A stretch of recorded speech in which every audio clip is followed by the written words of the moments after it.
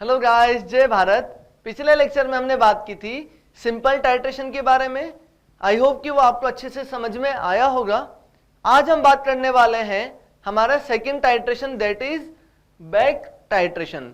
तो सबसे पहले हेडिंग तो बना लो, बैक टाइट्रेशन। अभी ध्यान देना, ये जो बैक टाइट्रेशन है ये बहुत इंपॉर्टेंट टॉपिक है और बच्चों को एक बार में समझ में नहीं आता है, तो आपको पूरी कंसंट्रेशन के साथ इसे समझना होगा ताकि आपको एक ही बार में ये अच्छे से समझ में आ जाए। मैं कोशिश करता हूं, चलो देखना, ध्यान देंगे। अभी केवल हेडिंग डाल के बैठ जाओ और जो मैं समझा रहा हूं उसे अच्छे से समझो। मैंने क्या किया, एक सॉल्यूशन लिया ए, मैंने एक कोई कंपाउंड है उसका सॉल्यूशन लिया। अब मुझे ये जो ए है ना, इसकी मोलरिटी, इसके बारे में मुझे कुछ पता नहीं है कि इसकी कितनी अमाउंट है, यहां पर मुझे पता नहीं है, तो उसे फाइंड आउट करने के लिए टाइट्रेशन किया जाता है। अब ध्यान देना, समझते जाना। इस ए की रिएक्शन मैंने किसी बी के साथ करवा दी। अब मुझे ए के बारे में पता नहीं कि कितना अमाउंट है, मतलब जैसे समझ लो मुझे ए के मोल्स नहीं पता है कि कितने मोल्स हैं, समझ में आता है। अब लेकिन मुझे इतना तो अंदाजा है कि 5 मोल होंगे, 10 मोल होंगे, 15 मोल होंगे, इतना तो मुझे समझ में आता है, लेकिन एग्जैक्ट वैल्यू मुझे नहीं पता है। तो मैं क्या करूंगा ना, एक कोई बी सब्सटेंस लेके एक्सेस अमाउंट में मिला दूंगा। तो बी जो है मैं इसे ले रहा हूं एक्सेस अमाउंट में, समझ में आता है। अगर ये 5-10 मोल रहा होगा, 20 मोल भी रहा होगा, मैंने इसे मिला दिया 100 मोल, समझ में आता है। मैंने बी को बहुत लार्ज अमाउंट में मिला दिया ताकि मुझे ये तो श्योरिटी हो जाए कि ए जो है पूरा का पूरा रिएक्शन में कंज्यूम हो जाएगा। क्लियर चीज। आगे क्या होगा, जब हम इसमें बात करते हैं ए और बी के बीच में रिएक्शन करवा दी, तो यहां पर आफ्टर द रिएक्शन यहां पर बचेगा क्या। सर ए तो पूरा कंज्यूम हो चुका होगा, बी का भी कुछ अमाउंट, मैंने मान लो 100 मोल्स लिए होंगे, तो 10, 15, 20 मोल कंज्यूम हो गए होंगे, कुछ अमाउंट तो बचेगा। तो यहां पर बचेगा तुम्हारे पास रिमेनिंग बी। ये तो समझ में आता है कि यहां पर हमारे पास कुछ अमाउंट में बी बचेगा। अब ये जो बी कितना बचा, इसे हमें फाइंड आउट करना है, तो हम क्या करते हैं, इसका किसी सी के साथ में टाइट्रेशन करवा देते हैं। तो इसका नाम बैक टाइट्रेशन क्यों पड़ा, कि ध्यान देना, ए का बी के साथ टाइट्रेशन किया, हमें कुछ समझ में नहीं आया, हमें यह समझ में आ गया कि ए जो है पूरा कंज्यूम हो गया होगा, लेकिन बी कुछ अमाउंट में बचा, बी अमाउंट में बचा। अब बी का बैक टाइट्रेशन कर देते हैं सी के साथ में, बी का फिर से टाइट्रेशन कर दे रहे हैं सी के साथ, इसलिए अपन इसे बोल दे रहे हैं बैक टाइट्रेशन। समझ में आता है। अब इसमें मुझे देख के बताओ, क्या जो बी है, जो बी हमने स्मॉल मतलब जो लार्ज अमाउंट में बी लिया था, उसने किस किस के साथ में रिएक्शन की। सर बी ने ए के साथ में भी रिएक्शन की, और जो रिमेनिंग बी बचा था उसने सी के साथ में भी रिएक्शन की। ऐसा हुआ, मतलब ओवरऑल अगर पूरे प्रोसीजर में बात की जाए तो क्या बोलेंगे, सर बी की जो रिएक्शन है वो ए के साथ भी हुई और बी की जो रिएक्शन है वो सी के साथ में भी हुई, यही होगा। तो मुझे बताओ, ये लिख दो जल्दी से, ये बना लो जल्दी से, और ये बना के मुझे बताओ बी के जो इक्विवेलेंट है वो किस किस के इक्विवेलेंट के बराबर होंगे। तो हमने ये लॉ ऑफ इक्विवेलेंट में पढ़ा था। लॉ ऑफ इक्विवेलेंट क्या बोलता है, अगर बी की ए के साथ भी रिएक्शन हुई, बी की सी के साथ में भी रिएक्शन हुई, तो हम बोलेंगे बी के जो इक्विवेलेंट है, बी के जो इक्विवेलेंट है वो ए के इक्विवेलेंट प्लस सी के इक्विवेलेंट के बराबर हो जाएंगे। समझ में आता है। बना लो इसे जल्दी से, और जो मैं लिखा रहा हूं वो भी लिखेंगे, ध्यान देना। From law of equivalent, law of equivalent से हम डायरेक्टली लिख सकते हैं कि इक्विवेलेंट ऑफ बी, इक्विवेलेंट मतलब ग्राम इक्विवेलेंट, तो मैं इसे ग्राम इक्विवेलेंट लिख देता हूं, gram equivalent of B is equals to gram equivalent of A plus gram equivalent of C हो जाएगा ये। तो बैक टाइट्रेशन में हमेशा केवल ये फॉर्मूला ही यूज कर देना है आपको, कि जो अब हमें पहचानना पड़ेगा कि बी कौन है, तो बी वो होगा जो लार्ज अमाउंट में लिया होगा। समझ में आता है, जो लार्ज अमाउंट में बी लिया है उसके इक्विवेलेंट बराबर कर देंगे ए के इक्विवेलेंट के बराबर प्लस सी के इक्विवेलेंट के बराबर। लिख दो जल्दी से ये। तो हमने सिंपल देखा बैक टाइट्रेशन में क्या होता है, सर एक सब्सटेंस होता है, उसके हमें कंसंट्रेशन या उसकी मोल्स हमें नहीं पता, उसका अमाउंट निकालने के लिए हम उसका किसी रिएजेंट बी के साथ एक्सेस अमाउंट में लेके रिएक्शन करवा देते हैं। तो ए तो पूरा रिएक्शन में कंज्यूम हो जाता है, क्या बचेगा सर? बी बचेगा। बी की रिएक्शन फिर से सी के साथ करवा दी तो हम समझ में आ जाता है सर जो बी के इक्विवेलेंट है वो ए के इक्विवेलेंट प्लस सी के इक्विवेलेंट के बराबर हो जाएगा। आई होप कि समझ में आ गया होगा, लिख दो जल्दी से, हो जाएगा। अब इसे अपन थोड़ा क्वेश्चन के फॉर्म में समझते हैं, क्वेश्चन के फॉर्म में समझते हैं।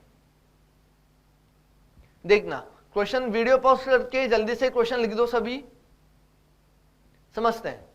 क्वेश्चन क्या दिया हुआ है, 40 gram sample of H2SO4 solution is titrated with 300 ml 0.1 molar calcium hydroxide solution. मतलब H2SO4 की रिएक्शन कैल्शियम हाइड्रोक्साइड के साथ में करवा दी। बोल रहा है आगे, the resulting solution is again titrated with 200 ml 0.05 molar HCl solution for complete neutralisation.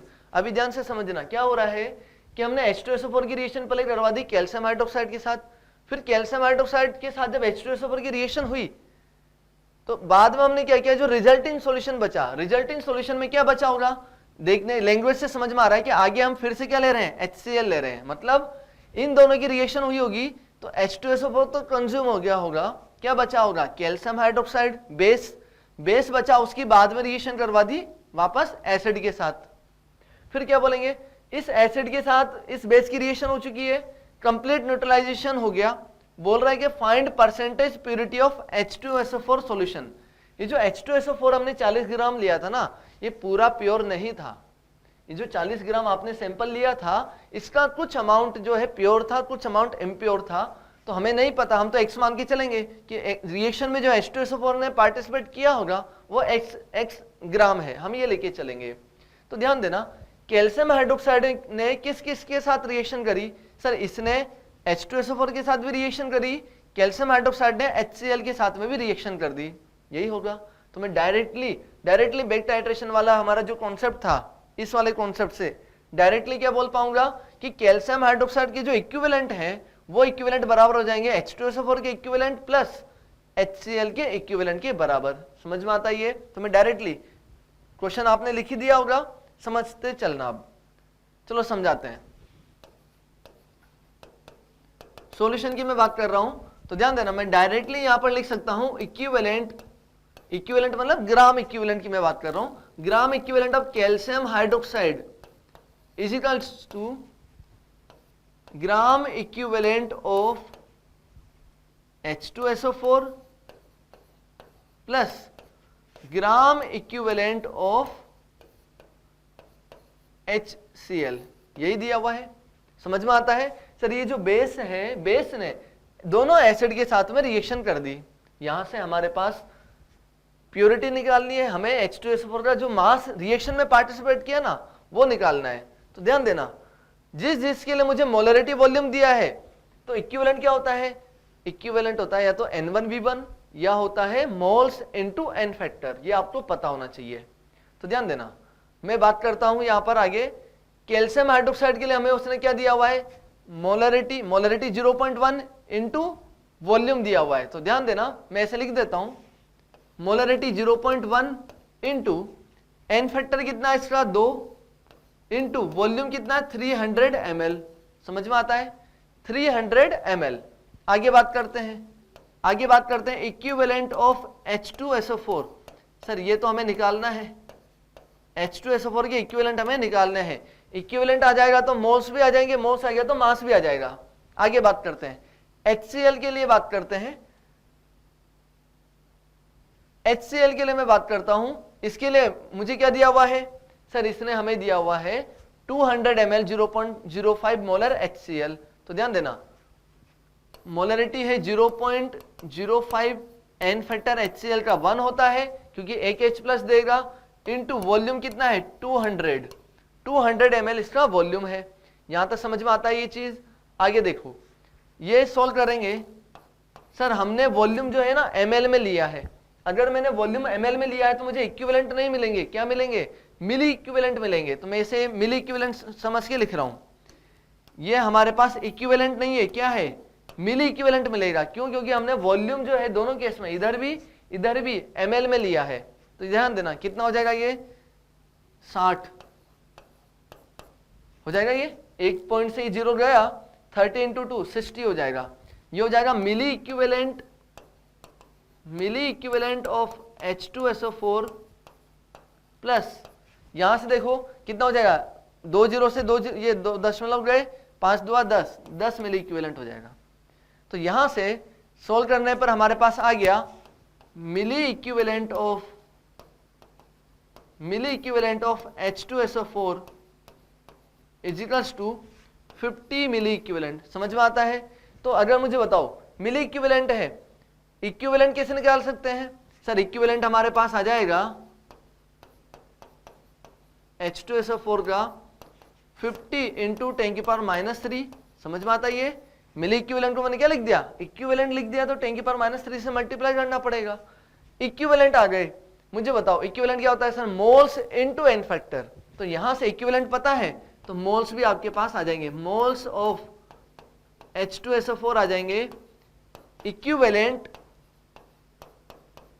Upon में एन फैक्टर, और H2SO4 का एन फैक्टर होता है 2। चाहो तो लिख दो इससे, ये क्या है सर? ये एन फैक्टर है। इक्विवेलेंट होते हैं मोल्स इनटू एन फैक्टर, तो हमने देखा इक्विवेलेंट अपॉन में एन फैक्टर किया तो मेरे पास मोल्स आ गए। ये कितना हो गया तुम्हारे पास सर? ये हो गया हमारे पास 25 इंटू 10 की पावर -3 मोल्स। लिख दो ये जल्दी से। मोल्स आ गए तो H2SO4 का जो मास रिएक्शन में गया होगा वो भी आ जाएगा। मोल्स आ गए तो मुझे बताओ मास कैसे देखेंगे? वेट ऑफ H2SO4 आ जाएगा 25 इंटू 10 की power -3 into molar mass. H2SO4 का मोलर मास होता है 98 ग्राम हो जाएगा। ये तुम्हारे पास आ गया ग्राम में मास। इतना मास तुम्हारा रिएक्शन में पार्टिसिपेट किया। तुमने कितना मास लिया था सर? हमने H2SO4 लिया था 40 ग्राम। हमने H2SO4 जो लिया था 40 ग्राम लिया था। 40 ग्राम में से हमने देख लिया सोल्व करके कि इतना मास जो है रिएक्शन में पार्टिसिपेट किया, इतना मास रिएक्शन में पार्टिसिपेट किया। परसेंटेज प्यूरिटी कैसे आ जाएगी सर? परसेंटेज प्यूरिटी होती है weight reacted upon weight taken into 100। ऐसा ही होता है। हमने जितना मास लिया, हमने मास लिया था 40 ग्राम, कितना रिएक्शन में गया सर? रिएक्शन में इतना गया, तो मैं लिख देता हूं 25 इंटू 98 इंटू 10 की power -3 divide by 40 gram into 100 हो जाएगा ये। अब देखो ये सोल्व कर देना आप आराम से, जाके सोल्व तो करना आपको ही पड़ेगा भैया, सोल्व तो आपको ही करना पड़ेगा। ये हो जाना चाहिए। ये यहां पर सोल्व कर देना, आपको परसेंटेज प्यूरिटी जो है वो आ जाएगी। लिख दो जल्दी से। इसका सॉल्यूशन में मतलब आंसर जो है मैं वीडियो में प्रोवाइड कर दूंगा आपको, आप लिख दो इसे जल्दी से। हमने सिंपल क्या किया, थोड़ा समझ लेते हैं साथ के साथ वापस। इसे लिख दो जल्दी से, समझते हैं दोबारा। समझते हैं क्या किया हमने सर? उसने हमें क्वेश्चन में दिया था कि H2SO4 हमने लिया है। अब वो H2SO4 जो है ना वो पूरा 40 ग्राम प्योर नहीं है, इम्प्योर है। तो H2SO4 की रिएक्शन हमने करवा दी कैल्शियम हाइड्रोक्साइड के साथ। चूंकि इम्प्योर था, हमें नहीं पता कि कितना उसमें 40 में से कितना ग्राम प्योर है, तो हमने कैल्शियम हाइड्रोक्साइड जो है ना एक्सेस अमाउंट में मिला दिया। समझ में आता है? कैल्शियम हाइड्रोक्साइड जो एक्सेस अमाउंट में मिला दिया, ये तो पूरा कंज्यूम हो गया होगा।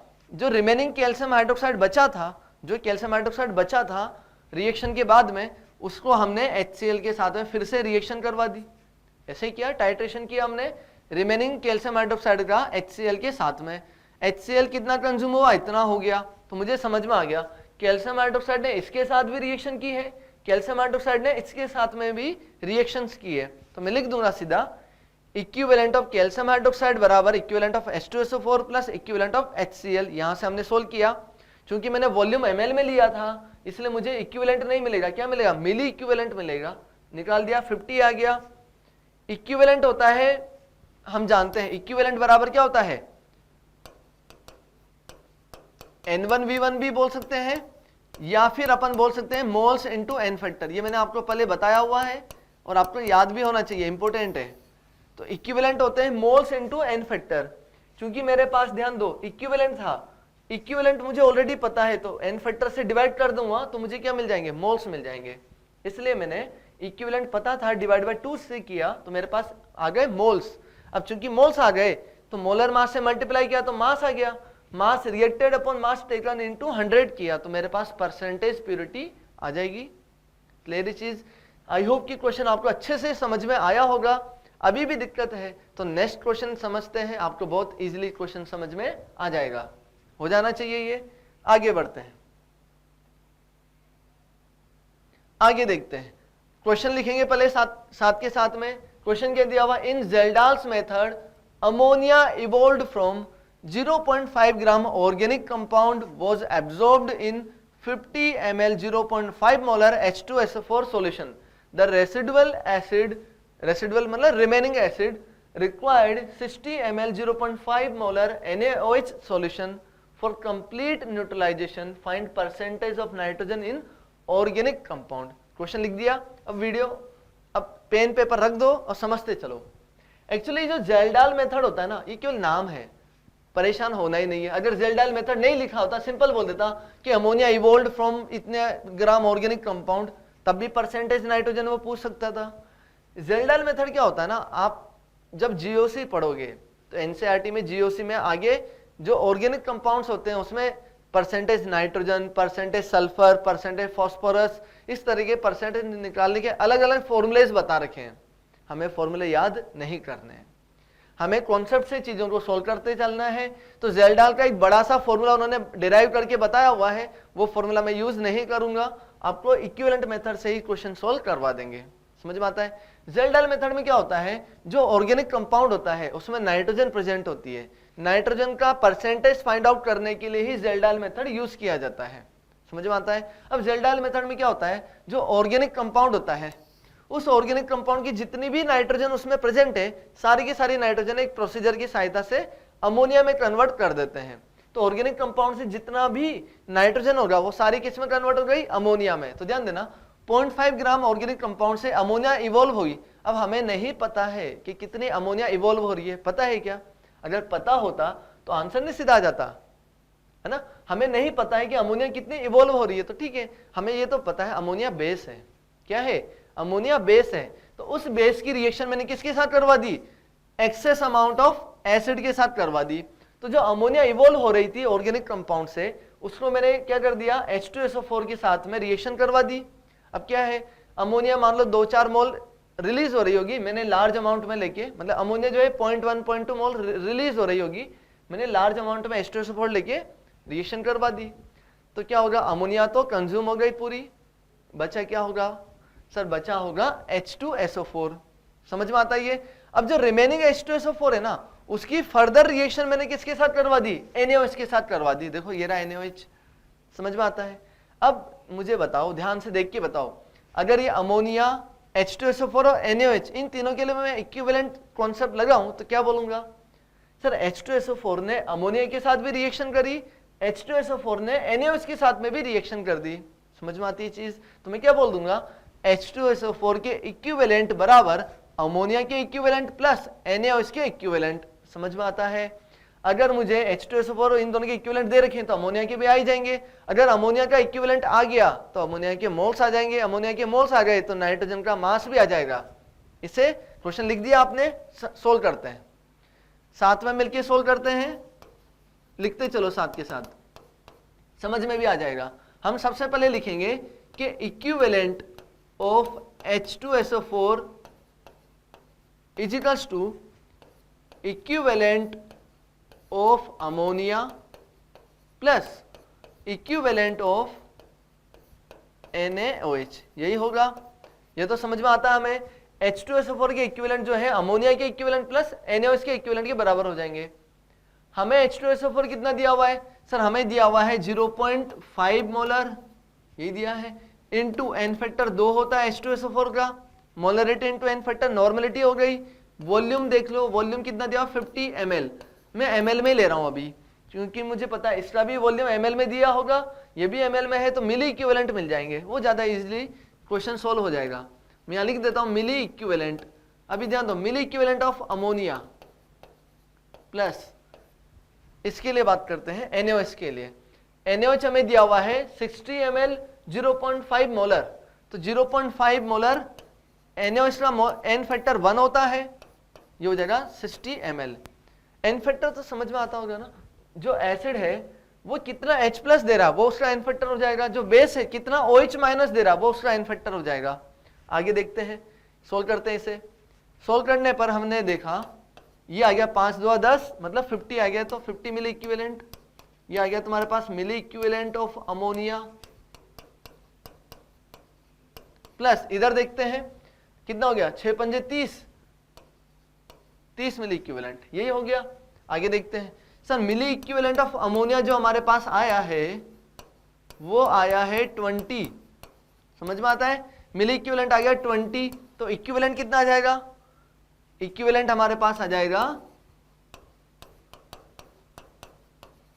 20 इंटू 10 की पावर -3।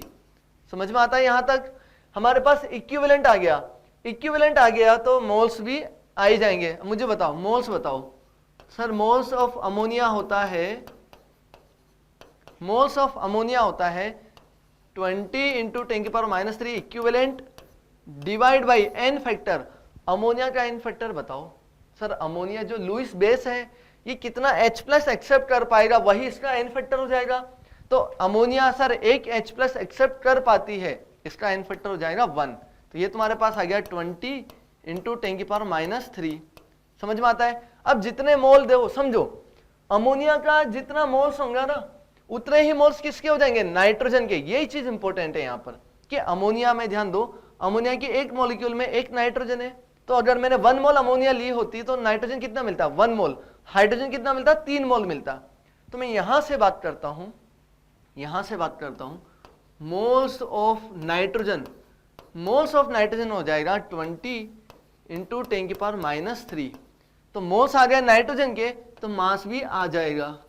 नाइट्रोजन का मास बता दो सर, नाइट्रोजन का मास होता है मोलर मास 28 नहीं सर 14 होता है। तो 20 इंटू 10 की पावर -3 इंटू 14, ये तुम्हारे पास ग्राम में नाइट्रोजन का मास आ गया। ये चीज समझ में आती है, मोल कॉन्सेप्ट में पढ़ा होगा आपने।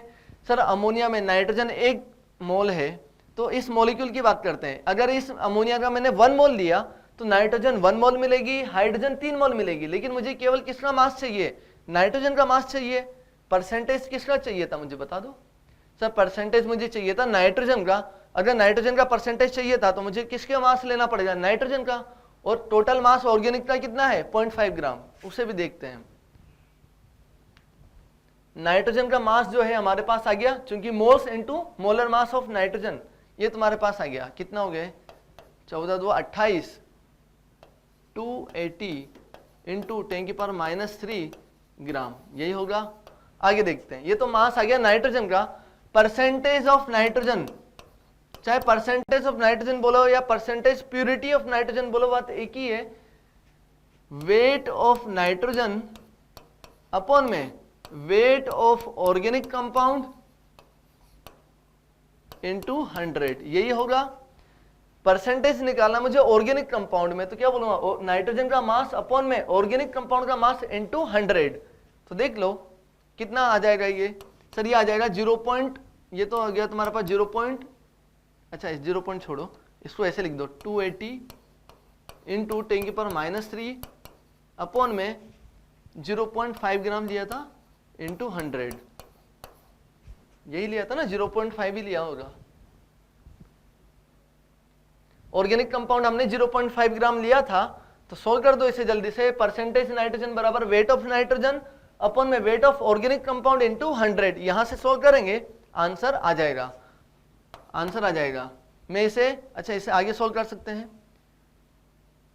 आगे सोल्व करते हैं, चलो इसे। तो कितना हो जाएगा ये सर, 1 2 3, इससे तो ये 3 कैंसिल आउट हो जाएगा। आगे देखते हैं 28 डिवाइड बाय 0.5, तो मैं इसे लिख दूं 28 इंटू 2 मतलब 56%, लिख दो जल्दी से। क्वेश्चन सोल्व हो चुका है। 56% आपका नाइट्रोजन जो है वो प्रेजेंट थी। समझ में आता है। ये नहीं समझ में आता है तो फिर भैया बेक टाइट्रेशन पढ़ना व्यर्थ है। और समझ में आता है तो एक क्वेश्चन मैं आपको अगला दे रहा हूं, पहले वीडियो पॉज करके फिर आप क्वेश्चन सोल्व करना, फिर उसके बाद मैं सॉल्यूशन आपको बताऊंगा। ये वाला लिख लो जल्दी से। थोड़ा सा रिवाइज में फिर करवा देता हूं चाहो तो एक बार। सर H2SO4 जो है उसने अमोनिया के साथ में भी रिएक्शन करी, H2SO4 ने NaOH के साथ में भी रिएक्शन करी, तो हमने बोल दिया कि H2SO4 के इक्विवेलेंट बराबर अमोनिया के इक्विवेलेंट प्लस NaOH के इक्विवेलेंट। यहां से हमने देखा इसकी वैल्यू दे रखी है, इसकी वैल्यू दे रखी है, तो अमोनिया के इक्विवेलेंट आ जाएंगे। चूंकि अमोनिया का एन फैक्टर कितना होता है 1, अमोनिया का एन फैक्टर कितना होता है 1, तो जो मिली इक्विवेलेंट है वही उसके मोल्स भी हो जाएंगे। तो मिली इक्विवेलेंट आ गए थे तो मोल्स भी आ जाएंगे। समझ में आता है? मोल्स आ गए तो वही मोल्स नाइट्रोजन के हो जाएंगे। मास मल्टीप्लाइड कर दें 14 से तो नाइट्रोजन का मास आ जाएगा। नाइट्रोजन का मास आ गया तो मास ऑफ नाइट्रोजन अपन में mass of organic compound into 100 किया तो परसेंटेज आ जाएगा। लिख दो जल्दी से। अब मैं अगला क्वेश्चन करवाता हूं, पहले वीडियो पॉज करके क्वेश्चन लिख के खुद से सोल्व करना। इस क्वेश्चन को पहले खुद से सोल्व करो और सॉल्यूशन हो जाए तो बैठ जाओ, फिर वीडियो ऑन करके सॉल्यूशन को समझो। मैं क्वेश्चन बता देता हूं आपको चाहो तो। इन Zeldahl's method ammonia evolved from 1.12 gram sample of protein was absorbed in 45 ml 0.4 normal HNO3. The excess acid required 20 ml 0.1 normal NaOH. Find percentage nitrogen in protein sample. Question खुद से सोल्व करो video pause करके। अब मैं answer बताता हूं, चलो ध्यान देना। जिनसे बन गया उन सभी के लिए कॉन्ग्रेचुलेशंस, जिनसे नहीं बना है वो ध्यान से समझेंगे। चलो आ जाओ, क्वेश्चन हमें दिया हुआ है, ध्यान देना। Zeldahl मेथड है तो Zeldahl मेथड केवल नाइट्रोजन का परसेंटेज फाइंड आउट करने के लिए ही यूज किया जाता है। ऑर्गेनिक कंपाउंड होगा, ऑर्गेनिक कंपाउंड के रूप में यहाँ क्या लिया हुआ है हमने? प्रोटीन लिया हुआ है। प्रोटीन में कितना नाइट्रोजन प्रेजेंट है यही हमें फाइंड आउट करना है। देखना, जो अमोनिया इवॉल्व हुई है प्रोटीन से उसे हमने HNO3 में एब्जॉर्ब करवा दिया, ठीक है। जो HNO3 है ना हमने लार्ज अमाउंट में लिया होगा, अमोनिया तो कंज्यूम हो चुकी है। अब जो रिमेनिंग HNO3 है उसकी रिएक्शन मैंने करवा दी NaOH सॉल्यूशन के साथ में। तो मुझे बता दो सर HNO3 की जो इक्विवेलेंट है वो अमोनिया के इक्विवेलेंट प्लस NaOH के इक्विवेलेंट के बराबर होंगे। समझ में आती है चीज? बस वहां से आंसर आ जाना चाहिए। देखते हैं, मैं लिख देता हूं सीधा, equivalent of HNO3 is equals to, पिछले क्वेश्चन में मैंने H2SO4 लिया था, अब तो HNO3 लिया, बहुत इजी है। ये हो जाएगा equivalent of ammonia plus equivalent of NaOH। समझ में आता है ये? अभी ध्यान देना, HNO3 की मैं बात करता हूं। HNO3 के लिए मुझे दिया हुआ है 0.4 नॉर्मल। वाओ, इसने नॉर्मलिटी दे दी तो मुझे एन फैक्टर से मल्टीप्लाई ही नहीं करना है। नॉर्मलिटी इंटू वॉल्यूम, वॉल्यूम है 45, और वैसे ध्यान दो इसका तो एन फैक्टर 1 ही होता है। नॉर्मलिटी दिया हो चाहे मोलरिटी दिया हो, आंसर तो सेम ही आना है।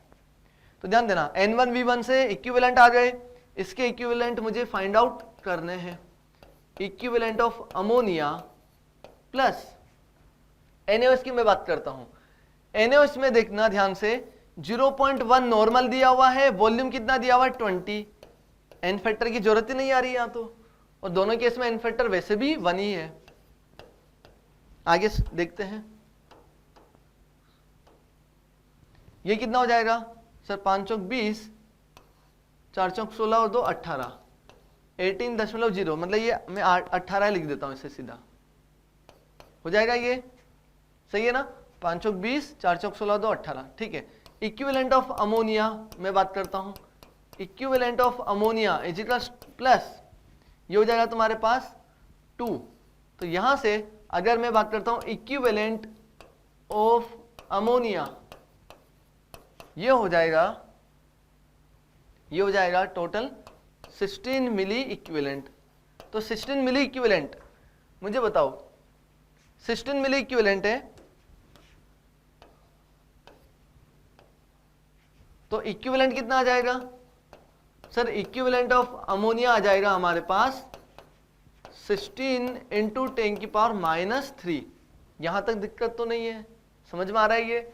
ध्यान दो, इक्विवेलेंट आ गए तो मोल्स भी आ ही जाएंगे। मोल्स कितना हो जाएगा? NH3, अमोनिया के मोल्स हो जाएंगे 16 इंटू 10 की पावर -3। ध्यान दो, डिवाइड बाई 1 करूं चाहो, बात एक ही है, हो तो यही आएगा। एन फैक्टर 1 होता है अमोनिया का।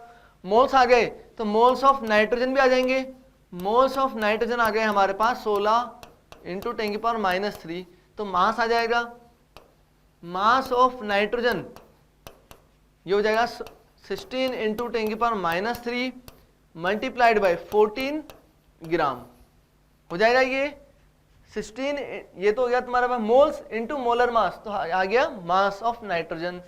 हमें क्या दिया हुआ था, ऑर्गेनिक कंपाउंड का परसेंटेज, ऑर्गेनिक कंपाउंड का मास दिया हुआ है 1.12 ग्राम, परसेंटेज निकालना है तो ध्यान दो,